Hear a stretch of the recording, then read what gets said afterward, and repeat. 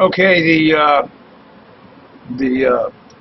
what's his name? Oxier report is over, and now they're taking questions.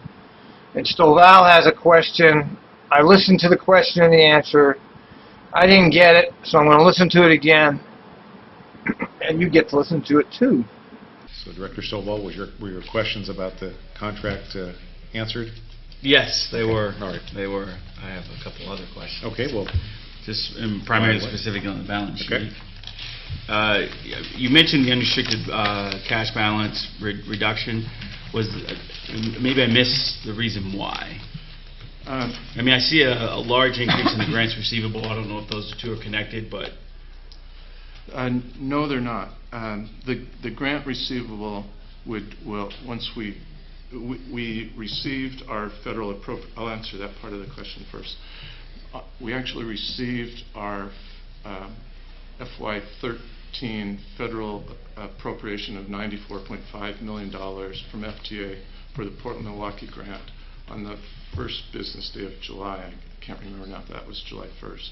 Got it. But so we just missed being able to record it as cash, but that would become restricted cash because it's only available to the Portland-Milwaukee project. So the change in unrestricted cash primarily has to do with really the changing in the timing of when our pension payments are being made. So we're now paying them on a current basis in the month they're earned. which then is directly connected to the, because my other question was the accrued pension obligation going from $40 million down to $3,000. I understand your comment in regards to how that plays, you know, how we are current on our current obligation per se based on this. So those actual accounts are directly linked to each other, because you can clearly see that $40 million basically just moves to which line item based on cash or based on a liability. Exactly. Excellent. Thank you. Okay.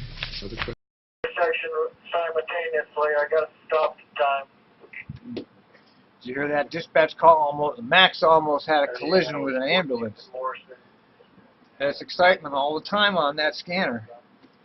Anyway, did you understand what what the question or the answer was?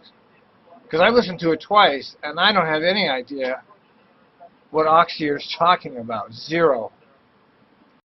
Oh, and I'll also comment that, you know, Stoval he's on the right track with these questions, but he never follows through. You know what I mean? He gets on the right track, and then he stops in the middle of pursuing the correct answers, and he lets them get away with these phony answers over and over.